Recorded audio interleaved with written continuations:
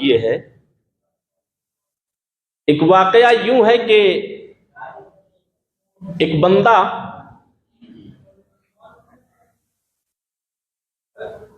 जब फौत हुआ, लोगों ने कब्र में उतारा। उतारने के बाद ऊपर से तख्त लगाया, मिट्टी डाल दी। जरूरत पड़ी, और जरूरत क्या पड़ी कि मोहल्ले वालों में से किसी ने ख्वाब में देखा वो बड़ा परेशान है, रोता रहता है।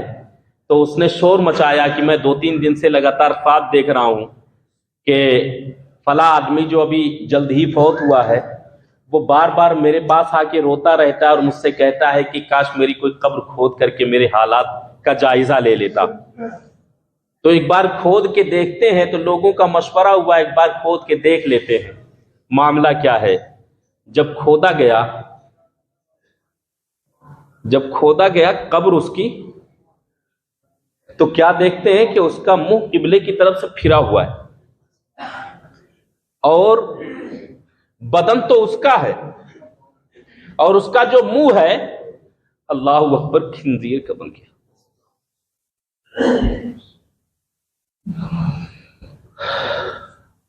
अल्लाह तबारक व तआला सबको नमाज की हिफाजत करने की तौफीक अता फरमाए। दरूद पाक पढ़ लें। अल्लाहुम्मा सल्ली अला सय्यिदिना मौलाना मुहम्मद व अला आलि सय्यिदिना मौलाना मुहम्मद व अस्हाबि सय्यिदिना मौलाना मुहम्मद व बारिक व सल्लिम। सल्लु अलैहि सलातु व सलामुन अलैका या रसूलल्लाह सल्लल्लाहु तआला अलैहि वसल्लम। हाज़रीन मोहतरम, ईमानदारी के साथ बताएं कि जब दुनिया में देखने को ही ऐसे अजाब हैं जो सुन के बर्दाश्त नहीं होता है, तो जो अजाब निगाहों से ओझल होंगे और हो रहे होंगे, उसका आलम क्या होगा। मेरे आका सल्लल्लाहु तआला अलैहि वसल्लम का इरशाद है कि एक रात हजरत जिब्रील और हजरत मिकाईल दोनों आए और उठा के लेके गए तो चंद मनाजिर देखे गए, जिसमें से एक मंजर ये था। मेरे आका सल्लल्लाहु तआला अलैहि वसल्लम इरशाद फरमाते हैं, एक बंदा लेटा हुआ है और उसके सर के पास एक बंदा खड़ा है बहुत बड़ा पत्थर लेके, और जो ही वो लेटा हुआ है उसके सिर पे वो पत्थर डालता है। जब उसके सिर पे पत्थर डालता है तो उसका सिर जो है चकनाचूर हो जाता है। अल्लाहु अकबर। सर कुचल देता है। थोड़ी देर के बाद उस सर को ठीक कर दिया जाता है। फिर वो पत्थर उसके सिर पे डालता है, उसका सर कुचल जाता है, फिर ठीक होता है। मेरे आका सल्लल्लाहु तआला अलैहि वसल्लम ने इरशाद फरमाया, जिब्रील ये कौन है? जिब्रील ये कौन है? तो हजरत जिब्रील ने अर्ज किया, या रसूल अल्लाह, ये वो है जो नमाज में काहिली करते थे, सुबह को सोए रह जाते थे। हमारा नौजवान तबका जो है, घर में सबके पूछ लो, 2-4 घर होंगे, बल्कि 90% ऐसे बच्चे नौजवान हैं जो 8 बजे से पहले आज के वक्त में नींद ही नहीं खुलती है। जब सोएगा ही 2 बजे रात में, तो नींद कब खुलनी है? मोबाइल पीछा ही नहीं छोड़ता है। जब मोबाइल पीछा छोड़ दे तो शायद नींद भी आ जाए। 2 बजे तक मोबाइल में, उसके बाद जब सोएगा तो नींद 4 बजे कहां पूरी होगी। और मेरे आका सल्लल्लाहु तआला अलैहि वसल्लम का फरमान है कि क्या अगर कोई खास जरूरत है तो इशा के बाद ज्यादा देर तक जागा करो, नहीं तो जागने की इजाजत नहीं है। इशा के बाद फौरन सो जाया करो ताकि सुबह को फजर में जल्दी आंख खुल जाया करे। और जो बंदा इशा की नमाज पढ़ के सो जाता है ना, उससे पूछो, कोई अपने दिल के राज को नहीं बताता। मगर उससे पूछो जो बंदा इशा की नमाज पढ़ के सो जाता है, खुदा की कसम अक्सर लोग ऐसे हैं जो इशा की नमाज पढ़ के सोने वाले लोग हैं, उसमें से तकरीबन 60 या 70% लोग ऐसे हैं जो तहज्जुद गुजार भी हैं माशाअल्लाह। मगर जो बंदा 2 बजे रात में सोएगा उसका आलम क्या होगा? जो बंदा 2 बजे रात में सोएगा वो 8 बजे से पहले जगने वाला नहीं है। और जब 8 बजे से पहले जगने वाला नहीं है तो मेरे आका सल्लल्लाहु ताला अलैहि वसल्लम की हदीस पाक है कि जो बंदा फजर की नमाज पढ़ने के बाद सो जाए सूरज निकलने से पहले। आज के जमाने में शहरों में एक माहौल हो गया है कि वैसे भी 10 बजे से पहले काम पे तो जाना है नहीं, मगर गए आए सलाम पढ़ नमाज पढ़ी, अस्सलाम वालेकुम वरहमतुल्लाह, अस्सलाम वालेकुम वरहमतुल्लाह, तस्बीह भी नहीं पढ़ी, भागे जल्दी से सोना है, अभी 8 बजे तक सोना है, जल्दी से भागे और सो गए। ऐसा भी होता है। उन लोगों के लिए कहा गया है कि फजर की नमाज पढ़ने के बाद सूरज निकलने से पहले सोने वाला जो बंदा है उसके घर से आई हुई रोजी वापस कर दी जाती है।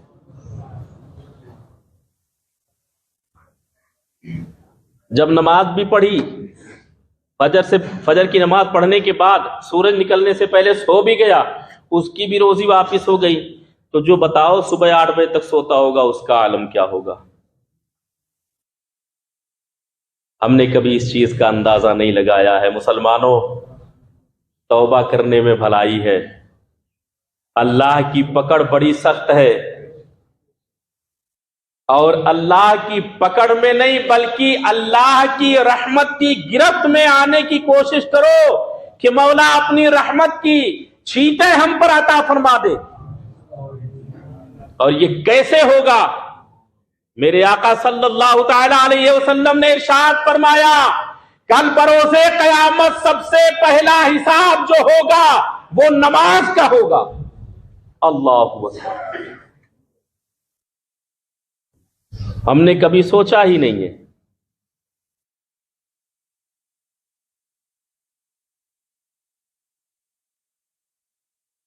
हमने कभी इस चीज के बारे में सोचा ही नहीं है। सोचोगे कब? बुढ़ापा आ जाएगा, कब्र में पैर लटक जाएंगे तब। दाढ़ी सफेद हो जाएगी तो हाथ में तस्बीह आ जाएगी। उससे पहले बंदा मॉडर्न बन के जींस की पैंट पहन के घूम रहा है, स्टाइल वाले बाल कटवा के, और डाई ऐसी चल गई है कि बालों के कलर पूछो तो 15 कलर के, लाल, पीला, हरा, नीला, गुलाबी, लाल, बैगनी, ना जाने कितने कितने हैं। माँ बाप के अदब की बात करो तो उसको मालूम ही नहीं है कि अदब होता क्या है।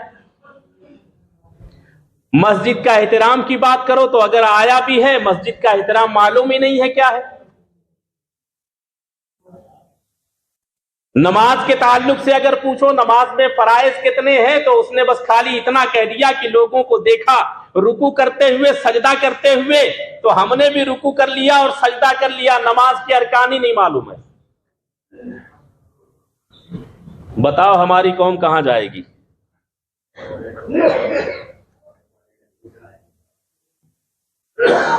इसलिए नमाज की सबसे ज्यादा ताकीद आई है।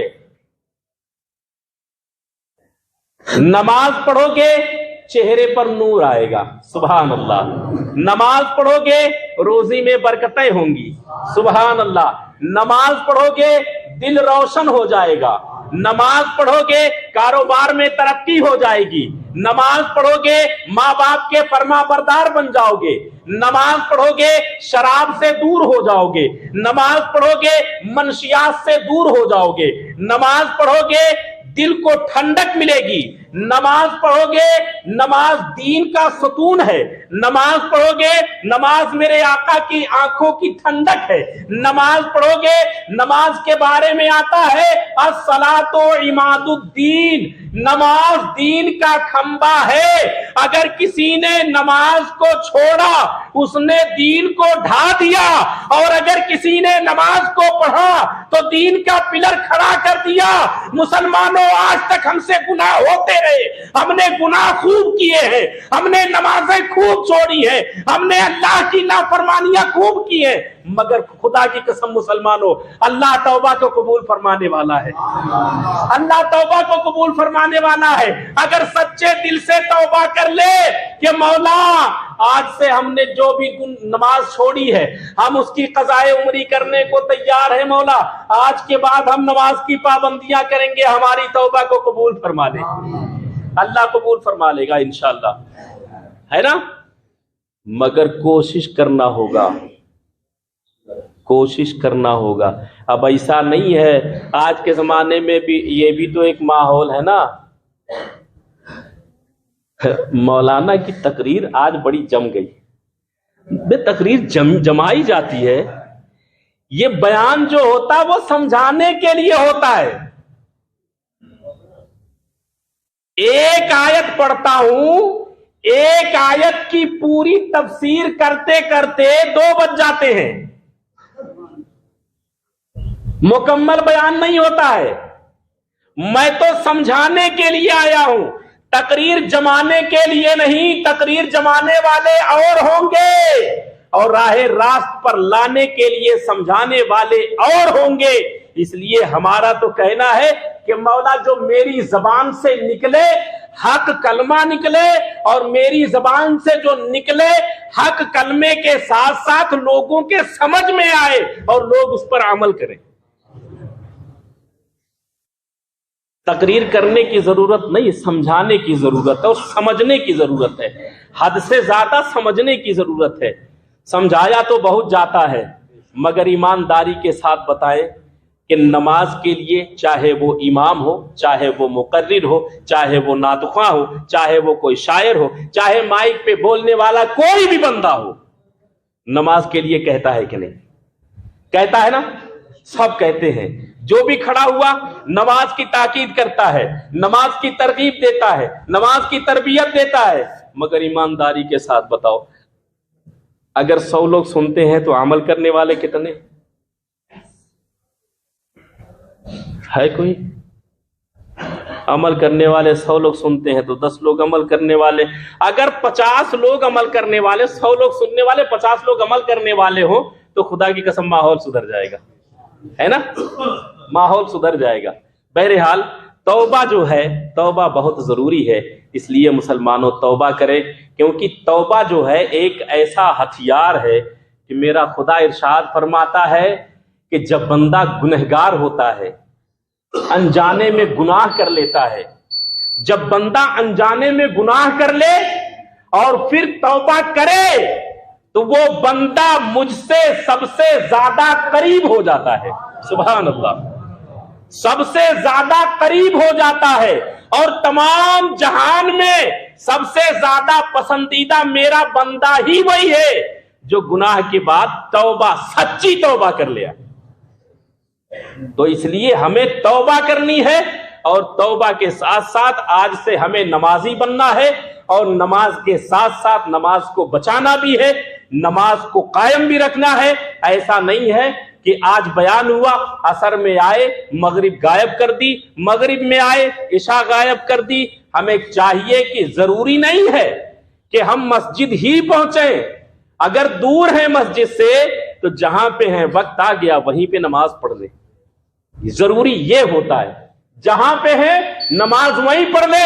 अल्लाह तबारक व तआला नमाजों को कबूल फरमाने वाला है, तौबा को कबूल फरमाने वाला है। अल्लाह तबारक व तआला से दुआ करता हूं कि मौला तबारक व तआला हम सबको अपने हबीब के सदके तुफैल में नमाजी बनाए और अपने हबीब के सदके तुफैल में हमारी तौबा को कबूल व मकबूल फरमाए।